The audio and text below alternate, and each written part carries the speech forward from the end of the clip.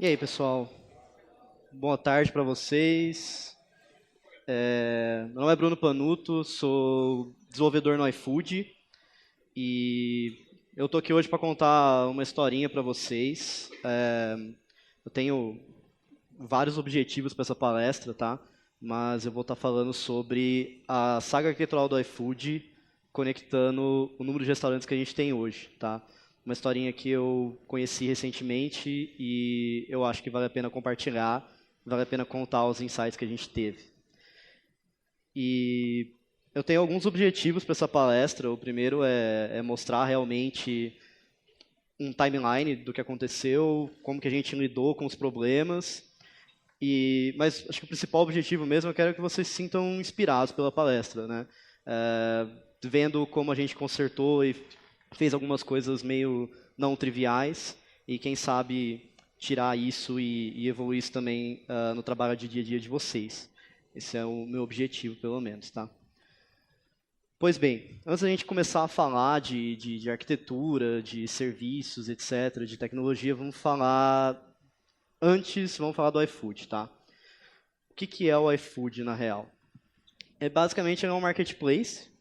Então, quem aqui já fez um pedido no iFood alguma vez na vida? Ah, praticamente todo mundo, né? Ele é um marketplace, então você entra lá, você tem uma listinha de restaurantes, vários restaurantes, são nossos parceiros, eles aparecem lá. E o fluxo básico é basicamente você escolher o parceiro, escolher o seu restaurante que você quer, fazer um pedido, fazer o seu pedido e, de preferência, receber ele na sua casa com um entregador do iFood ou um entregador do restaurante, tá? A gente tem esses dois modos de trabalho. Então, basicamente, a gente tem esses três pilares hoje lá no iFood, né? São os nossos nossas três pontas, digamos assim. A gente tem os restaurantes, que são os caras que preparam a comida. A gente tem os clientes, que é praticamente todo mundo nessa sala. E a gente tem os entregadores, que são os caras que levam a comida para a gente, tá? Tudo isso a gente tem dentro dos nossos sistemas e a gente acata eles.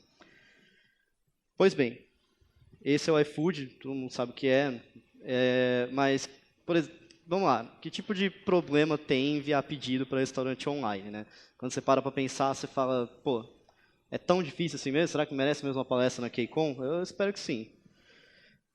Fluxo básico, então.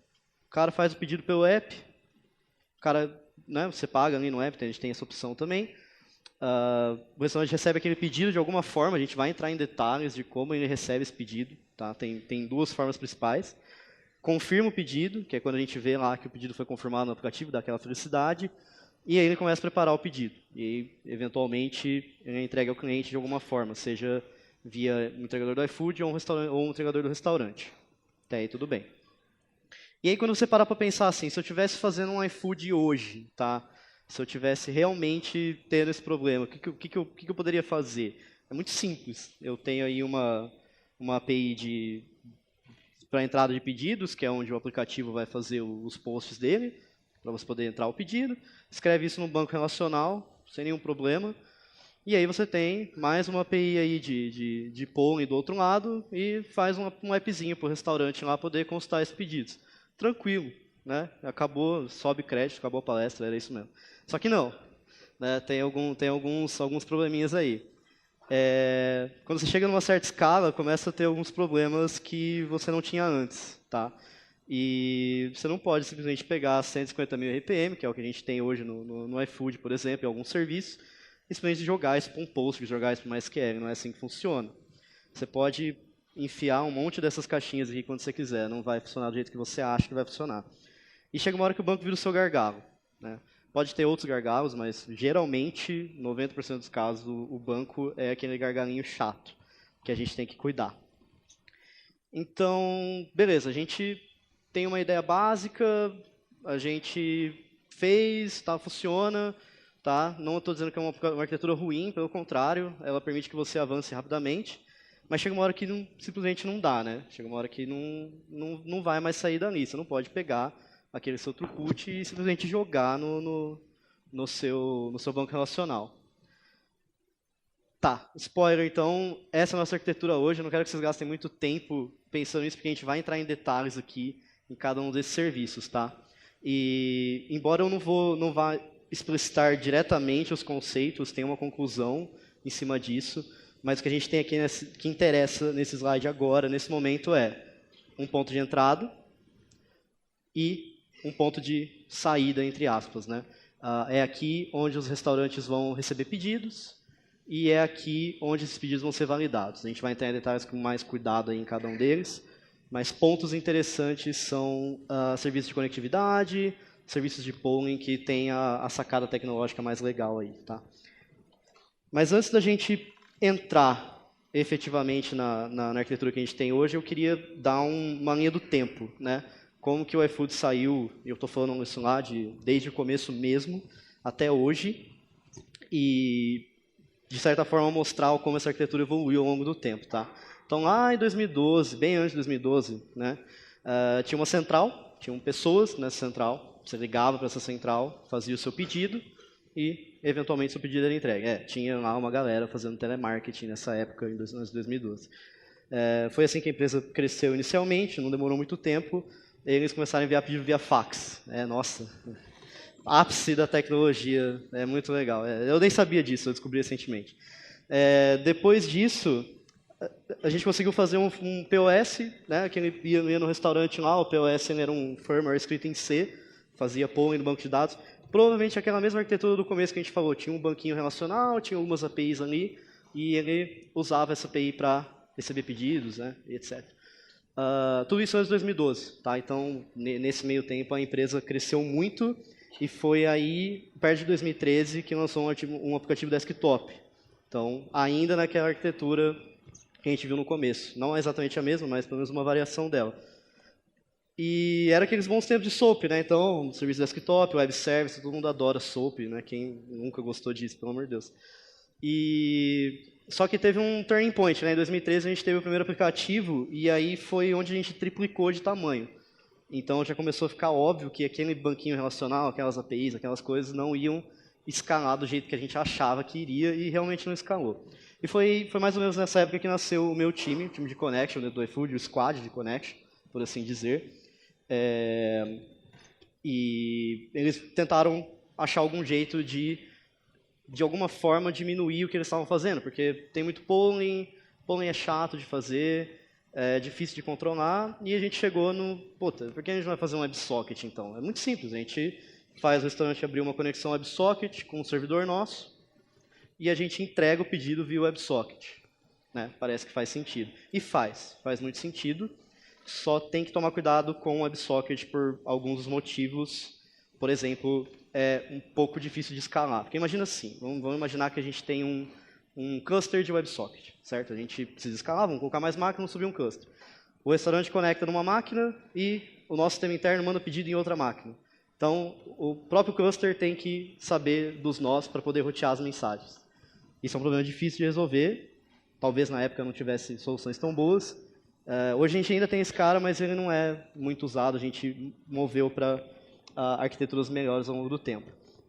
Mas ainda nessa ideia de entregar pedido proativamente, mas né, não fazendo isso na mão, a gente chegou à conclusão de que se a gente transformasse o aplicativo do restaurante num dispositivo IoT, a gente conseguiria usar um broker, por exemplo, MQTT, feito para a internet das coisas, e a gente conseguiria, com esse broker, escalar de uma forma muito melhor, usando a tecnologia certa. Né?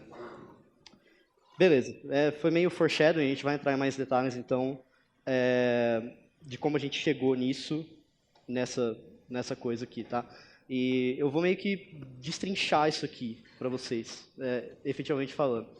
Então, lembra que eu comentei, vamos situar aqui. Esse gráfico esse diagrama é meio complexo, vamos se situar aqui, tá? Tudo que está à esquerda aqui são outros sistemas do iFood, não necessariamente o meu time de connection, tá?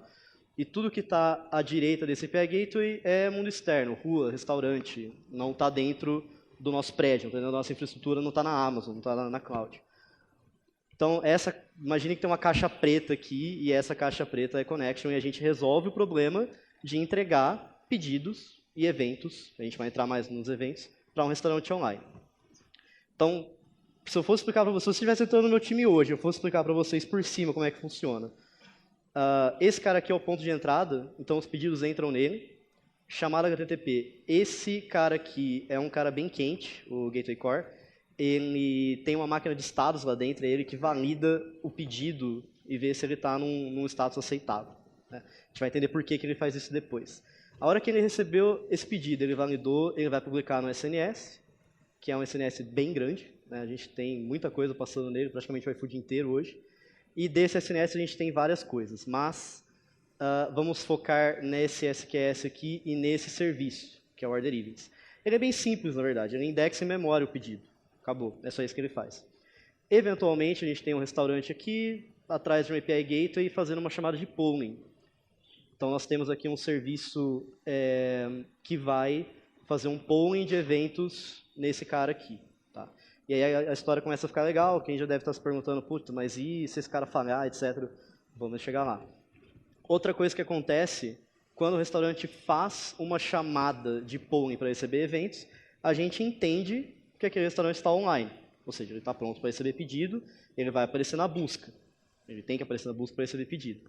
Por isso que esse serviço usa um SNS para notificar um outro serviço que mantém, de novo, os restaurantes conectados em memória aqui em um cluster, que a gente vai entrar mais em detalhes daqui a pouco. Tá? Eventualmente, a gente tem também restaurantes que estão conectados naquele broker MQTT que eu comentei antes. E desse SNS central aqui, a vai publicar um pedido para esse restaurante. Então, ele não passa pelo caminho normal, digamos assim, de fazer polling. Tá? Isso em 5 minutos eu contei para vocês de arquitetura de connection. Obviamente tem muito mais coisa, muito mais complexo que isso, por isso que a gente vai entrar realmente em detalhes de cada um desses caras. Tá? Então, o Gateway Agent é ponto de entrada do sistema. Ele é a ponte que conecta os sistemas do iFood e a gente, né? E eventualmente os restaurantes. O que ele faz, efetivamente? Converte o formato externo para o formato interno. Então, o iFood, ou os sistemas do iFood têm um formatinho lá, JSON, esse formato entra, nós enriquecemos esse formato com informações que a gente precisa, que fazem sentido para o time de connection internamente. Uma coisa legal dele, como ele está na ponta e a gente às vezes quer, sei lá, quebrar algum sistema, quebrar microserviço, coisa que a gente faz bastante, é geralmente nele que a gente configura esses serviços. Então, digamos que se eu olhar, por exemplo, para esse cara aqui e eu falar, putz, ele faz um monte de coisa. Eu quero quebrar uma coisa e quero delegar essa funcionalidade para outro serviço. Se a gente fosse rolloutar, obviamente a gente não rolloutaria para todo mundo, porque isso seria ruim se tivesse algum problema. A gente poderia fazer essa configuração aqui no Gateway Agent. É uma propriedade que ele tem, não é por isso que ele existe, mas é uma coisa que a gente ganha se a gente tiver ele. Tá? E a última coisa que ele faz então vamos voltar aqui um pouco, vamos falar um pouquinho mais. O pedido entrou, o restaurante fez polling e recebeu o pedido. Não acaba aí, porque como é que você vê o confirmado lá no seu aplicativo? De alguma forma, isso aí tem que voltar do lado do restaurante. O restaurante vai fazer uma chamada para esse cara e é aí que entra a máquina de estados. Esse novo evento gerado pelo restaurante vai ser validado aqui nesse cara central e vai ser colocado para os sistemas do iFood que, eventualmente, fazem esse cara chegar lá no aplicativo, certo? Por isso que o Gateway Agent ele produz esses eventos em tópicos e filas separados. Basicamente, a gente tem aí vários eventos-chave colocado, recebido, confirmado, e ele produz esses eventos em filas separadas. Desse jeito, a gente não sobrecarrega um tópico só e fica bem claro o que cada tópico vai fazer. Poderia ser melhor, não é a maior coisa do mundo, mas é assim que está hoje. E escala muito bem. Gateway Core. Esse cara é um cara meio grande, mini monolito. Quando o Connection nasceu, ele foi o primeiro serviço que a galera fez, foi o serviço que ficou, e começou rapidamente a fazer muita coisa ali. Tá? Fez muita coisa. No começo ele fazia praticamente tudo, com o tempo a gente foi quebrando ele em microserviços. Então o que ele faz hoje? A gente tem algumas integrações legadas que não é muito importante falar, mas acontece um pouco, e tem um throughput nele hoje disso. Tem o controle de dispositivos de um restaurante, que a gente vai falar mais sobre isso daqui a pouco. E a terceira e última coisa que ele faz, que eu acho que é a mais importante de tudo, é validar a transição do status do pedido. É aquilo que a gente comentou. Faz sentido eu mover um pedido que não existe para cancelado? Faz. Não faz sentido nenhum. Faz sentido eu confirmar um pedido que não existe? Bem não. Como que a gente faz esse tipo de validação? Uma máquina de estado, bem simples. A gente mapeia os estados possíveis, tem uma ação, tem um estado. Ele é o cara que valida essa transição. E é seguro dizer que não acontece nada. Se esse serviço cair hoje, ele tem uma criticidade muito alta. E se ele cair hoje, é desastre total. Não que isso aconteça, não acontece mais, ainda bem. Merchant Connection, ele controla, é um serviço legal também de trabalhar, eu acho ele bem legal particularmente. Ele controla o status de conectividade atual do restaurante, que significa que quando o restaurante fica online, ele sabe, e é ele quem decide quando o restaurante fica offline, é ele que toma essa decisão. Como que ele toma essa decisão? Né? Qual que é o papel dele? Toda vez que a gente tem uma chamadinha de polling, lembra que a gente manda SNS e aquele cara indexa em memória, legal. Eventualmente ele processa esses heartbeats, essas chamadas do polling, e ele indexa esses heartbeats em memória. Tá? A gente gosta bastante de memória, né? Deu para ver. E de 5 em 5, como eu lembro que não é um cluster, né? Então de 5 em 5 segundos a gente roda um map reduce no cluster e a gente decide, baseado na data do último heartbeat, se aquele cara está online ou está offline. Basicamente é isso que ele faz. É mais complicado que isso, mas simplificando, é basicamente isso. Toda vez que a gente transiciona um restaurante de online para offline, ou vice-versa, a gente escreve uma entrada no banco, num Postgres mesmo, e esse banco é feito um sync dele com a busca. Então, se vocês já sabem, por exemplo, que o restaurante favorito de vocês abre às 5, e vocês abrem o aplicativo lá e ele ainda não está online, é por causa desse cara. Tá? A culpa é dele. E essa transiçãozinha, essa escrita no banco, demora um tempinho para ser sincado. Tá? Só que aí agora, a maioria das pessoas deve estar falando, pô, mas o cara falou lá no começo que, pô, banco relacional e não pode escrever, agora está escrevendo no banco, no serviço crítico. Só que o legal é que a gente só escreve na transição. O throughput de transição é muito menor do que um throughput efetivamente de batidas daquele serviço. Né? A gente não, por exemplo, 150 mil RPM de polling significaria, se a gente escrevesse direto no banco, a gente escreveria 150 mil RPM no banco, mas às vezes o que acontece? Tem um cara que está em memória segurando essa escrita, e é por isso que ela escala tão bem e funciona do jeito que funciona hoje. Tá?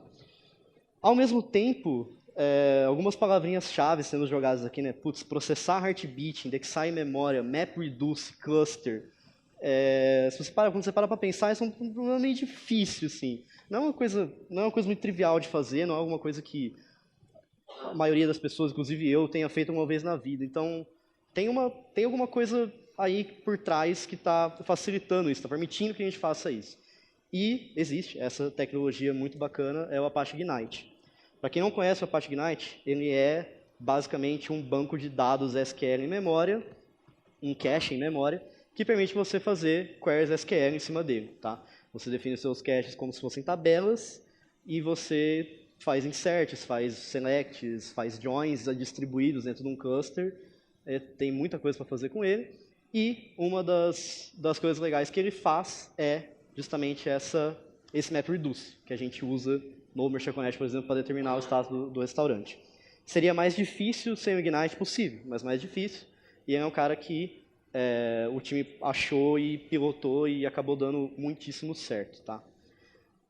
Order Events, serviço primário de polling. Então, polling hoje, deu para perceber que ele é o principal caminho por onde o restaurante recebe pedidos. Lembra que eu falei que tem 2, né?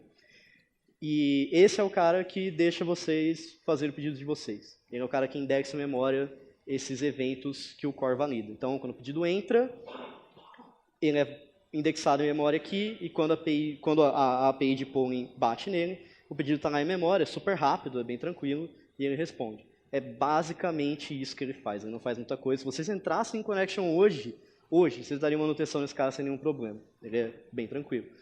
E ele também é bem consistente. A gente tem hoje, se eu não me engano, 4 máquinas. Esse é um print que eu tirei de madrugada do New Relic, tá? Então, estava com um throughput bem menor aqui do que geralmente está, mesmo sendo bem alto. E o tempo de resposta dele é sempre consistente por volta de 1 milissegundo e meio. Tá? E eu sei que a gente não pode ter xodó e não pode ter serviço xodó, mas esse cara é o meu xodó. Eu gosto bastante dele, justamente por ele ser simples e por ele usar uma tecnologia tão bem, que é o Apache Ignite. Exatamente, ele também usa o Apache Ignite para indexar esse serviço em memória. gente indexa eles num cluster de máquinas e é basicamente isso que ele faz. Não tem muito mais do que falar dele, tá?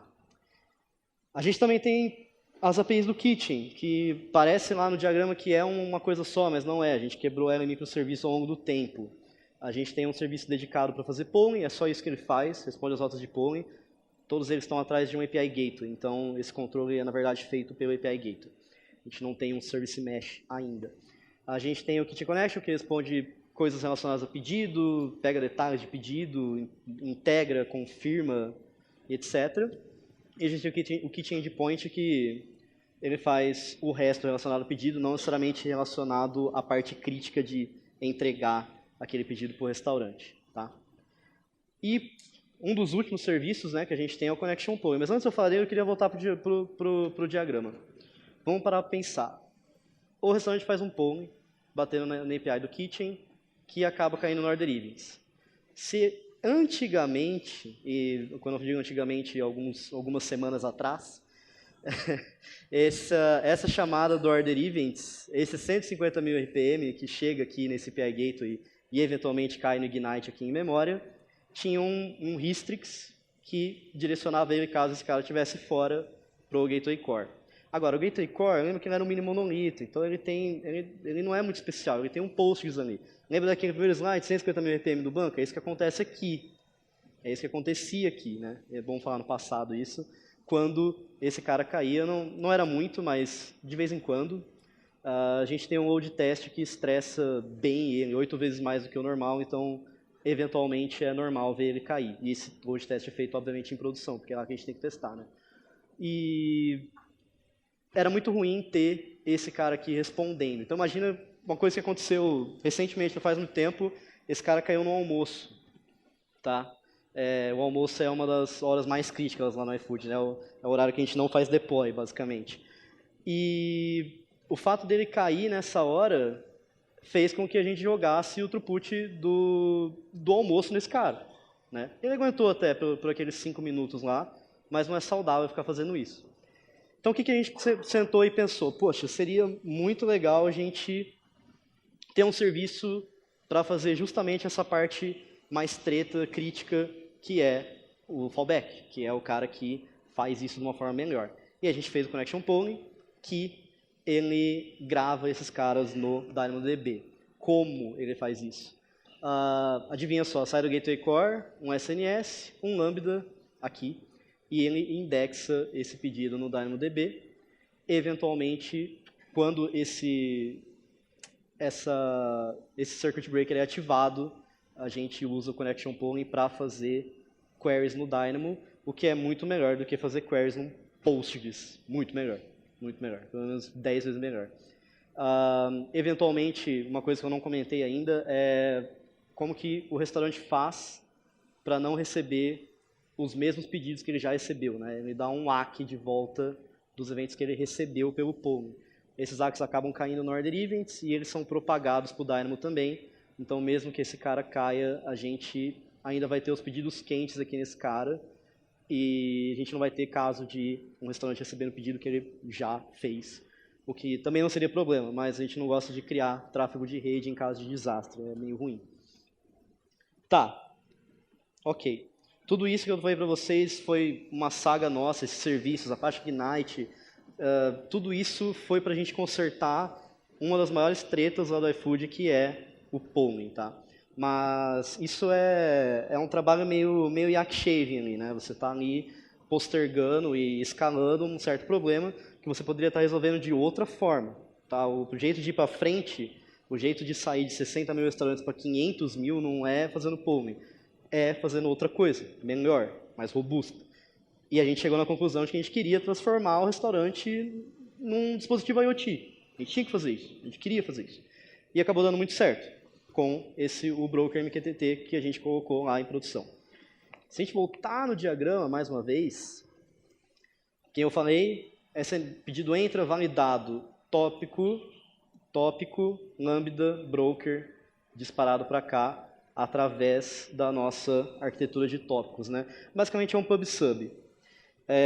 Um ponto que, se você algum dia estiver fazendo um sistema assim, ou se você tem esse tipo de problema, o que você tem que tomar cuidado é que esse cara aqui, esse cliente, ele tem que ser um pouco esperto. Ele não pode ser tão otimista assim, quando você está falando de uma conexão persistente. Por quê? Se esse cara cair, e acreditem, ele vai cair, e eu vou dizer por quê mais para frente, esse cara tem que saber que essa conexão caiu e ele tem que fazer alguma coisa. Eu não posso ir lá pedir meu hamburgão não chegar, porque caiu um broker MQTT. Não entendo isso, para mim tudo faz. O que ele faz é um fallback e começa a fazer polling, certo? Como está saindo tudo do mesmo cara aqui, eventualmente tudo vai chegar aqui e eventualmente o restaurante vai fazer um polling e receber o pedido. A gente vai entregar um pouquinho mais rare do que ele pedido, mas a gente não vai deixar de entregar, esse é o ponto. A gente opera muito frente à resiliência do que frente só à performance. São métricas diferentes, eu acho que são métricas importantes, igualmente importantes. Então, é isso. Ele é um broker pub-sub, tem essa arquitetura, como a gente conecta os diferentes serviços, faz chegar nesse cara. O cliente ele tem que ser um pouquinho esperto. Então, por exemplo, a hora que a conexão dele cair, ele vai fazer um polling. Se ele conectar de novo, pode ser que ele tenha perdido algumas coisas que foram publicadas no broker, porque o broker é fire and forget. Você vai lá, você faz um pub, se você não tiver um sub do outro lado, aquele negócio não vai para lugar nenhum. Tem jeito de configurar isso, tem como a gente usar alguma coisa em memória lá. A gente decidiu que, para esse rollout inicial que a gente fez, não usar nada disso e colocar um pouco mais de lógica no cliente. Então, key takeaway é pensem nos seus clients. E obviamente, como não era para deixar de ser, não está escrito aqui no diagrama, mas existe um sync lógico entre esse broker e o Merchant Connection. Como? Na verdade, isso é bem legal. Esse broker é feito Erlang, tá? Então, a gente usa Erlang no iFood, de certa forma. Só que ninguém quer escrever em Erlang. Alguém aqui já escreveu código Erlang na vida uma vez? Pois é. E ninguém quer escrever em Erlang. E ele suporta certos tipos de plugins. E você poderia fazer esses plugins em Erlang se você quisesse. Ele suporta isso sem nenhum problema. A gente decidiu não usar um plugin Erlang e usar um plugin Elixir. Então, além da gente estar usando Erlang em produção, a gente está usando Elixir também. Então, o iFood é hype pra caramba. E toda vez que existe um publish a gente tem uma arquitetura de tópicos, né? Então a gente tem um tópico de online, a gente tem um tópico de offline, a gente tem um tópico de pedido. O plugin intercepta as publicações num tópico de online e offline e dispara isso via SNS para o Merchant Connection. Então o Merchant Connection também tem lá no código dele um controle das conexões persistentes. Ele sabe quais restaurantes abriram conexões persistentes com o broker em qualquer ponto do tempo, tá? Key takeaway disso é sempre lembrar de conectar os seus serviços e tentar achar a forma melhor para isso. A gente poderia ter feito disso de N formas. Um plugin, um SNS foi o jeito mais simples que a gente encontrou para fazer esse rollout e funcionou muito bem, funciona até hoje. Então, falei bastante sobre isso. Isso aqui é um gráfico que a gente tem de transmissão de pedidos. Tá? Eu vou explicar o gráfico antes de mostrar o meu ponto. A linha azul é porcentagem de pedidos recebidos. Quantos pedidos a gente realmente entrega para o restaurante. Isso aqui provavelmente foi alguma treta na época, tá? Me desculpem, devia ser um gráfico bonitinho aqui. Mas esses 99% são pedidos que a gente entrega. Então, 99% dos pedidos chegam no restaurante, eles conseguem fazer, funciona, é muito legal. A linha de baixo é o número de pedidos recebidos abaixo de 45 segundos. E na época a gente estava em 95%. Isso foi na semana do dia 20 de dezembro. A gente estava para rolloutar o broker, na verdade, e ver o impacto que isso ia ter em produção. Tá? A gente começou com um rollout gradual, né, como era para ser, não é para todo mundo. A gente tem o esquema de feature toggles, o cliente do restaurante sabe quando ele tem que usar MQTT, quando ele não tem, a gente vai soltando isso com base nos caras que têm pior conexão. Foi assim que a gente decidiu fazer para esse rollout inicial. O gráfico de baixo ele quebra a recepção de pedidos por tempo, né? Então, por exemplo, naquela época, 20% dos restaurantes estavam recebendo pedidos abaixo de 5 segundos. Faz sentido, porque a gente tem um polling de 30 em 30, então faz sentido que o grosso que recebe pedidos esteja nesse meio aqui, né? Se tudo estiver funcionando legal, ele vai estar nesse meio. Então, o que aconteceu? A gente pegou alguns dados, fez alguns queries muito loucos, alguns selects, decidiu quais IDs de restaurante a gente ia colocar no rollout, foi rolloutando, a gente rolloutou 1.000 restaurantes, rolloutou mais 3.000, rolloutou mais 10.000, e eventualmente a gente chegou nisso aqui. A gente subiu, então vamos lá, vamos analisar o gráfico de novo. A gente subiu pedidos abaixo de 45 segundos para 98%, que era a nossa meta do ciclo, no final das contas era fazer isso. Mas o mais impressionante para mim é que a gente subiu 40% em pedidos abaixo de 5 segundos. 40%, 60% hoje dos pedidos no iFood chegam para o restaurante em menos de 5 segundos. E tudo isso porque a gente decidiu pilotar um cara que a gente nem escreveu. A gente pegou na comunidade, era código open source, a gente teve algum trabalho de arquitetura, analisando nossos sistemas internos, analisando onde ele entraria, fazendo as pontes e fazendo um rollout gradual. Foi um trabalho complexo, foi um trabalho de 1 ano, um trabalho que eu participei mais no final, e foi, mesmo assim, hoje eu meio que herdei esse cara e tenho bastante orgulho dele, porque mostra o quanto essas decisões de arquitetura vão longe e realmente mostra um impacto aqui, né? A gente vê esse impacto quando a gente para e a gente abre o Slack e a gente vê todo dia que tem gente sendo impactada por isso de verdade. E tudo legal é que, lembra que a gente falou no título da talk tem 60.000 restaurantes, esse gráfico é para 40, a gente não chegou a 40 ainda, acho que está uns 38, 37. A gente não rolloutou a gente rolloutou um pouquinho mais de 50% da base para ter um aumento de 40%. Quando a gente rolloutar a base inteira, a gente vai ver essas duas linhas aqui, uma encontrando com a outra. Tá? Isso é muito legal. Mas, né, mais impressionante disso tudo, a gente roda esse cara no Kubernetes, a gente tem 4 pods dele aqui, e 4 pods hoje em produção, tá? Esse cara aqui, esse print aqui é dessa semana mesmo. Ele é um cara que dá uma alta performance em tempo de pedidos, que tem uma manutenção relativamente baixa, de certa forma, e que roda com pouca infraestrutura. Tudo bem que a máquina, o nó que roda esses pods é meio grandinho, mas comparado com o resto das coisas que a gente tem lá, comparado com outros serviços que a gente tem, é na verdade muito bom, tem uma performance muito boa. Só que tem um custo, né? A gente lá, meu time e o iFood no geral, ele tem essa cultura de ser lean, de ser simples, né? A gente está sempre procurando fazer as coisas do jeito mais simples possível. A gente usa e abusa muito da AWS e de serviços que a gente não tem que encostar. Por exemplo, existe ScyllaDB. Por que a gente não usou ScyllaDB para fazer o fallback do nosso serviço e a gente usou o DynamoDB?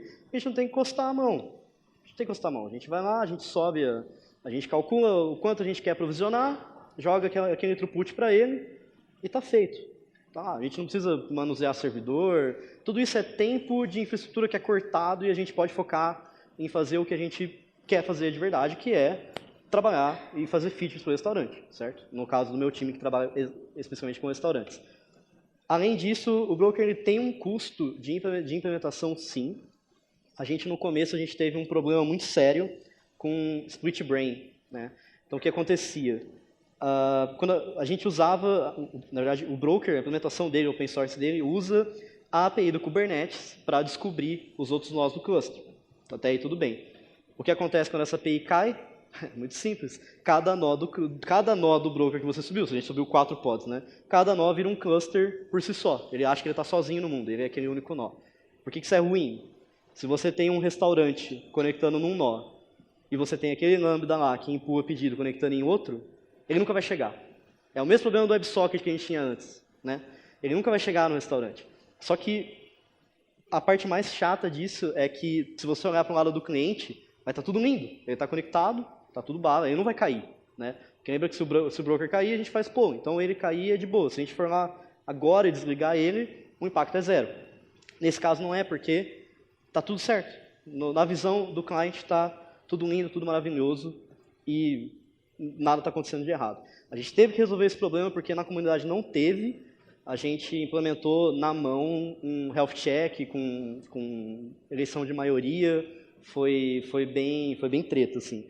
Então, sim, tem um custo esse broker. Pode ser um custo reduzido em infraestrutura, mas é um custo de manutenção relativamente médio, né? Vou dizer, pelas coisas boas que eles nos trazem, pelo menos hoje em produção, vale muito a pena. Falei pra caramba. O que eu quero que vocês tirem dessa palestra hoje, tá? Pensem nos seus serviços como escrita e leitura, otimizem escrita e leitura. Teve uma palestra ontem, não lembro de quem, não lembro de onde também, nossa, não lembro nada. O cara, ele estava falando sobre ele estava falando sobre um sistema deles de data e eles tiraram o Cassandra do bolso para fazer escrita, porque o Cassandra era bom para escrita. Eventualmente eles perceberam que eles estavam fazendo mais leitura do que escrita, porque eles queriam fazer real time. E acabou que o Cassandra foi mais um pé no saco do que uma ajuda, né? Pensem no seu serviço em escrita e leitura, tá? Às vezes o monolito é ruim, às vezes ele é bom, depende. Como toda boa resposta para um problema de computação, depende. Se você está começando agora, se você tem um throughput baixo, não fique... Conheça microserviços, pense em microserviços, tenha o conhecimento, mas não vá pela hype. Faz um monolitão ali, coloca um Postgres ali, você vai ser feliz até você chegar no ponto que você vai falar, puta, não tá dando mais. Você vai saber quando é esse ponto, porque você vai ser bipado todo dia, 3 da manhã, porque está caindo alguma coisa em produção, e você vai ficar de saco cheio e falar, caramba, por que a gente não está usando... Por que o cara lá do iFood falou para usar monolitos? Vamos ocupar, tudo bem. Mas tem um ponto, né? O Martin Fowler disse que você tem que ter essa altura para usar microserviço, eu concordo com ele. Tem um certo ponto onde você vai ter que fazer essa escala, você vai saber quando, tá? Para completar essa palestra, eu queria falar para vocês por que eu acho que o iFood hoje é um lugar muito bom de se trabalhar com o desenvolvimento. Na verdade, por que eu entrei no iFood, né? Primeiro de tudo foi autonomia. É um lugar onde a gente tem bastante autonomia. É um lugar onde a gente tem bastante responsabilidade. Era isso que eu estava procurando. Para o meu próximo passo na carreira era mais responsabilidade, mais treta. E é um lugar onde eu tenho tudo isso. Eu tenho uma junção das duas coisas. Eu consigo fazer coisas que eu falo aos meus amigos, eu trabalho no iFood, eu ouço muito, pô, tem um voucher aí, mas ao mesmo tempo é gratificante você saber que existem, principalmente na área de restaurantes, existem pessoas que elas usam o que você faz para mandar o filho para a faculdade, para comprar um carro, para melhorar de vida.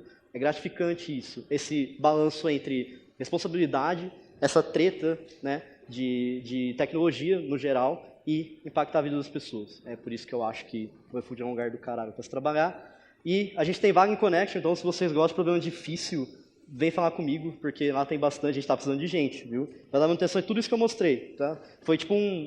Isso é tipo uma entrevista, tá, para todo mundo. Então, se vocês gostam desse tipo de coisa, podem trocar ideia comigo, qualquer ideia, se tiverem perguntas aí, podem fazer também. Obrigado.